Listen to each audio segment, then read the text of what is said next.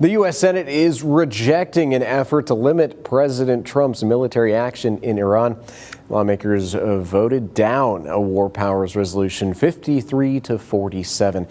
Senator Cory Booker led the measure. It would have forced the president to withdraw troops unless Congress approved the fight. This is the third time Democrats have failed to block the president from escalating the conflict. The war in Iran is now nearing its fourth week. Hi, buddies. Adam is here. So, what just happened? Over 120 lawmakers are now on record demanding Trump's resignation or removal, the largest such congressional campaign in modern American history. Adding to the pressure, Trump's own appointed head of the National Counterterrorism Center resigned, writing that the Iran war was launched under Israeli lobby pressure with no real imminent threat. Joe Kent, the former head of the U.S. National Counterterrorism Center, resigned on Tuesday, and in his resignation letter said that the United States went to war with Iran under pressure from the Israel lobby. It's further made public a long simmering question in Washington. Just how much influence do pro-Israel groups wield over U.S. foreign policy, particularly when it comes to Iran? Organizations like the American Israel Public Affairs Committee, or AIPAC, the Foundation for Defense of Democracies, the Zionist Organization of America, and United Against Nuclear Iran have not only lobbied hard for sanctions, they've worked to demonize Tehran, block U.S. companies from doing business with Iran, and derail efforts by former Iranian presidents to improve relations. The administration is visibly cracking from the inside. Then there is Joe Kent, Trump's own director of the National Counterterrorism Center, a prominent MAGA figure. He resigned over the Iran war. In his resignation letter, he wrote that Iran posed no imminent threat to our nation and that the war was launched because of pressure from Israel and its lobby.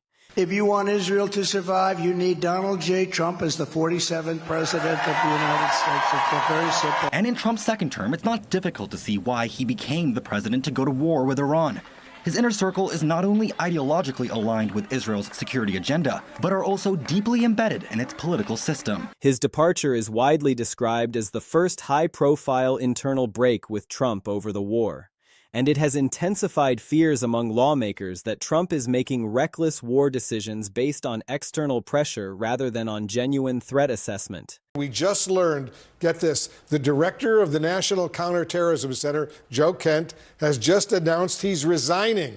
CNN national security reporter Zachary Cohn is joining us right now. Zachary, what more can you tell us about this dramatic development? Yeah, Wolf, this appears to be a significant resignation at the senior-most levels of the Trump intelligence community. This is Joe Kent. He was the director of the National Counterterrorism Center. He appearing to post on X a resignation letter that he submitted citing misgivings over the Trump administration's decision to launch its war with Iran. Now, Kent in this letter writes in part, quote, as a veteran who deployed to combat 11 times and as a Gold Star husband who lost my beloved wife Shannon in a war manufactured by Israel, I cannot support sending the next generation off to fight and die in a war that serves no benefit to the American people, nor justifies the cost of American lives. Some Republicans are now privately saying Trump should consider stepping aside, rather than drag the party into a conflict the public opposes at nearly 60%.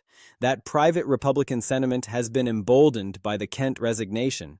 Now, let me give you the full context you need to understand why the Kent resignation is the specific development that has most directly intensified the Senate resignation pressure. Why a prominent MAGA figure resigning to say the war was wrong changes the character of the congressional accountability demand in ways that pure Democratic opposition cannot. Kent had direct intelligence access. He wrote that the imminent threat basis for the strikes was not supported by the actual threat assessment. He described an echo chamber of Israeli officials and American hawks driving the decision to strike. In the context of the Senate resignation demand story, the Kent factor is the specific credibility bridge that allows Republican senators to engage with the resignation argument without positioning themselves as Democratic political allies making partisan attacks on a Republican president. A senator who cites Kent's resignation, a Trump appointee, a MAGA figure, a national security professional with direct access to the classified threat assessments, as the basis for concluding that Trump's war decisions are reckless enough to warrant resignation pressure, is not making a partisan political attack. They are making a national security assessment grounded in the inside account of the most credible available source on the specific question of whether the war's intelligence basis was adequate. The Republican senators who are privately saying Trump should consider stepping aside, empowered by Kent's departure, are making exactly that assessment. They are using the MAGA credentials of the most prominent resignation as the political cover that makes the privately expressed sentiment safe to voice without crossing the partisan loyalty line that normally constrains Republican accountability demands. And the 120-plus House member resignation demand, combined with the several senators joining publicly, represents a documented accountability coalition that is more than just the progressive wing of the Democratic caucus making noise for their base.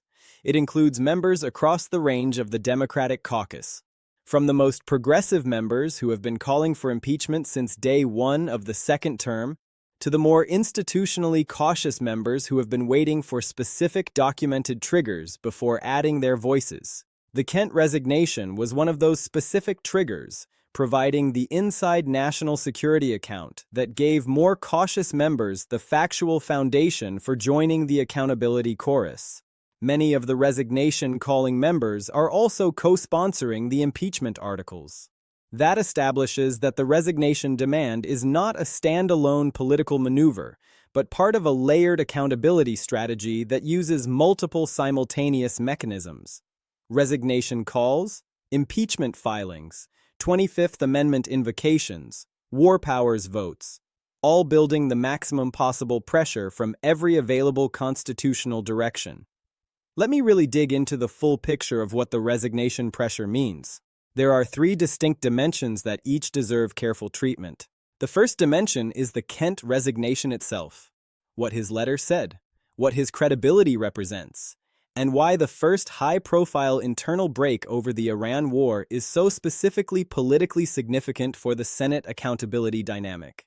Kent's letter stated specifically that Iran posed no imminent threat to our nation. That language directly addresses the legal standard the war powers framework requires for unilateral presidential military action. The war powers resolution requires that unilateral military action without congressional authorization be justified by an imminent threat to American interests or personnel.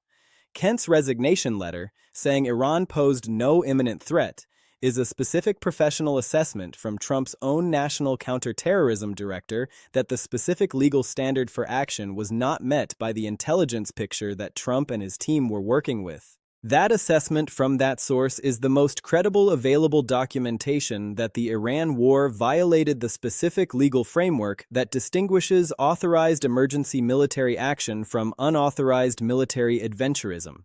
And his characterization, the war was launched because of pressure from Israel and its lobby, provides a specific account of the decision-making process. Who was driving the decision? What factors were actually influencing it? That turns the no imminent threat assessment from a retrospective judgment about outcomes into a contemporaneous professional account of how a decision was made without adequate intelligence justification. Kent was inside the national security decision-making process. He saw how the war decision was made, and he concluded, specifically enough to resign over it, that the process was not the kind of rigorous threat assessment-driven deliberation that authorizing military strikes on a foreign adversary requires. The second dimension is the layered accountability strategy. The simultaneous operation of resignation calls, impeachment filings, 25th Amendment demands, and war powers votes is more than just multiple fronts of the same basic criticism. It is a coordinated institutional strategy that uses each accountability mechanism for the specific thing it is best suited for, while the simultaneous pressure of all of them together creates an overall political environment that the walkout framing is describing. The resignation calls are the most morally direct accountability demand. They ask Trump personally to recognize the damage his conduct is causing and to choose voluntary departure over forced removal. They have no binding legal force, but they build the documented public record of institutional judgment that historically precedes the private conversations that make resignation realistic. The impeachment articles are the most formally grounded accountability mechanism. They create the congressional record, the specific legal theories, the documentary foundation that a future Democratic majority would activate into formal proceedings within hours of organizing. Trump himself has acknowledged that a House flip makes impeachment inevitable, which means the impeachment filings are building the specific tool that he has already acknowledged will be used. The 25th Amendment calls are the most constitutionally specific accountability mechanism. They direct the argument at the specific institutional actors, Vice President Vance and the Cabinet, whose action or inaction is the specific constitutional variable that determines whether the unfitness removal pathway is pursued. The war powers votes are the legislative accountability tool that most directly engages the specific legal question of whether the Iran war was conducted within constitutional limits. They create the repeated floor record that builds the political cost of continued Republican protection of Trump's war authority. The third dimension is the Republican private sentiment. The gap between what Republican senators are saying privately and what they are saying publicly is the specific political indicator that is most directly relevant to the walkout scenario and to the overall trajectory of the accountability situation. We have seen the pattern of Republican senators making public statements that stop short of full accountability demands. Murkowski backing transparency calls. The one Republican senator breaking on the war powers vote. The 5 Republicans crossing on the Bondi subpoena. Each of those public crossings is the visible expression of a larger private sentiment. The senators who cross publicly represent the end of a distribution of private discomfort, with a larger number of senators privately sharing similar concerns, but not yet concluding that the political cost of public expression is justified. The private Trump should consider stepping aside sentiment that the Kent resignation has emboldened is the specific indicator that the private discomfort is moving up the severity scale. From general unease about specific policies to direct private assessment that the president's continued tenure is a net negative for the party and the country. That movement from policy discomfort to private resignation assessment is the specific political shift that historically precedes public expression and institutional action. Nixon's Republican senators did not publicly call for his resignation before the private assessment that the votes for conviction were there. The private assessment came first. The public expression followed when the private consensus reached the threshold that made public statement more defensible than continued silence. Because I want you to leave this video with a genuinely complete understanding of what the documented resignation pressure means, why the Kent resignation is so specifically politically significant, and what we need to watch as the accountability situation continues to develop. The Kent resignation is the single most politically significant development in the entire Senate resignation demand story. It provides the specific credibility that allows Republican senators to engage with the resignation argument without crossing the partisan loyalty line. And the specific content of his resignation letter directly addresses the legal standard that the War Powers Framework requires for the military action driving the accountability pressure. Here is why the MAGA credentials of the resignation matter so much for the Republican accountability dynamic. In normal political accountability situations, insider resignations from Democratic appointees or political opponents do not provide Republican senators with the political cover they need to join accountability demands without being seen as partisan opponents of a Republican president. Kent's resignation is different. He is a Trump appointee, a prominent MAGA figure. Someone whose credibility with Republican voters is established by his political alignment with the administration he resigned from. A Republican senator citing Kent's resignation letter as the basis for calling Trump's war decisions reckless enough to warrant resignation pressure is citing the most credible available inside account from a source whose political credibility with the Republican base cannot be dismissed as partisan opposition. That is the specific political cover the Kent resignation provides. And the private Trump should consider stepping aside sentiment it has emboldened is the direct political consequence of that credibility provision. The more than 120 House member and several senator documented resignation demand record is the largest documented congressional resignation pressure in modern American political history. Its bipartisan character establishes that the demand has reached an institutional scale that transforms it from a fringe political maneuver into a serious accountability campaign. Here is why the documented scale matters beyond its immediate political impact. Political accountability demands to be taken seriously as institutional phenomena rather than partisan political theater need to reach a threshold of documented cross-chamber participation that establishes their institutional rather than purely partisan character. The combination of 120-plus House members and several senators across multiple resolutions, public statements, letters, and floor speeches creates the documented institutional record that establishes the resignation demand as a serious political phenomenon. And the layered connection, many of the resignation-calling members also co-sponsoring the impeachment articles and the 25th Amendment calls, establishes that the resignation demand is part of a coordinated accountability strategy rather than an isolated rhetorical escalation. That coordinated character, resignation calls, impeachment filings, 25th Amendment demands, war powers votes, all operating simultaneously, is the documented evidence of an institutional accountability campaign that is sophisticated enough to be taken seriously as a genuine political force rather than dismissed as noise. The private Republican resignation sentiment, the senators privately saying Trump should consider stepping aside, is the specific political indicator that is most directly relevant to the overall trajectory of the accountability situation. Because private assessment precedes public expression in the historical model of how resignation accountability campaigns actually produce their outcomes. Nixon's resignation was not produced by a single dramatic public confrontation. It was produced by the gradual private consensus building among Republican senators that the votes for conviction were there, that continued resistance was producing more damage than resignation, and that the best available outcome for both Nixon personally and the Republican Party was an orderly voluntary departure rather than the forced removal of a conviction. The specific moment that broke Nixon's calculation was the private assessment delivered by Republican leaders, not the public Democratic demands that had been building for months.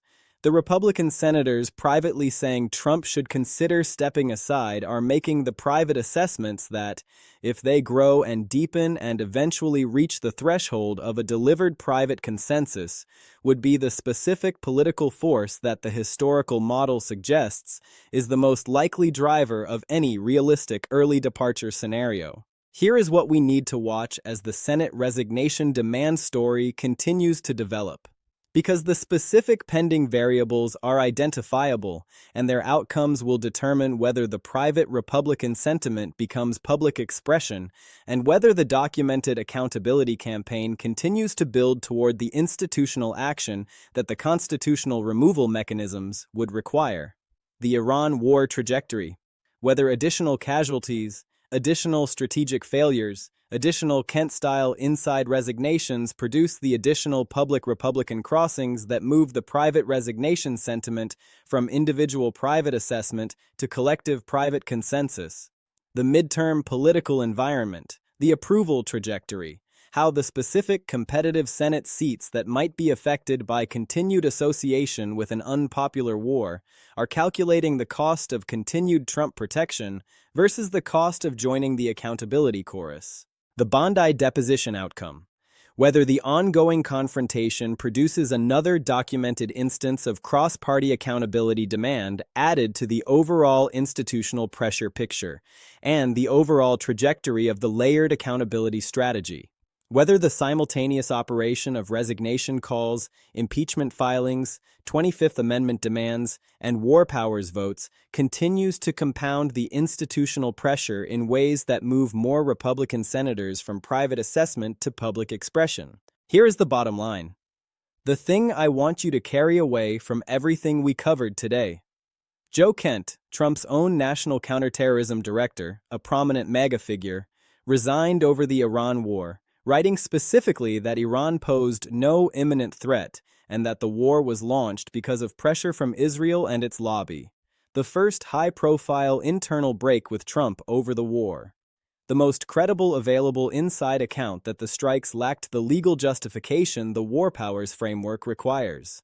More than 120 House members and at least several senators are on documented public record calling for Trump's resignation or removal, the largest documented congressional resignation pressure in modern American political history. Republican senators are privately saying Trump should consider stepping aside, emboldened by Kent's departure. The specific private assessment that historically precedes the public expression and institutional actions that produce realistic early departure scenarios. The layered accountability strategy, resignation calls, impeachment filings, 25th Amendment demands, war powers votes, is operating simultaneously as a coordinated institutional pressure campaign that is building toward the specific political confrontation the walkout headline is describing. No formal Senate floor resolution has demanded Trump's resignation. No dramatic Capitol walkout has been captured on camera. But the documented political reality is this: a president who responds to accountability demands with confrontation and denial. More than 120 lawmakers on record demanding his departure. His own national security director resigning to say the war was wrong. Republican senators privately assessing whether continued association is sustainable. That is the documented political pressure that the walkout framing is accurately capturing. Stay tuned. Because the Kent resignation fallout is continuing, the private Republican assessment is building, and we are going to be right here covering every single development as it unfolds.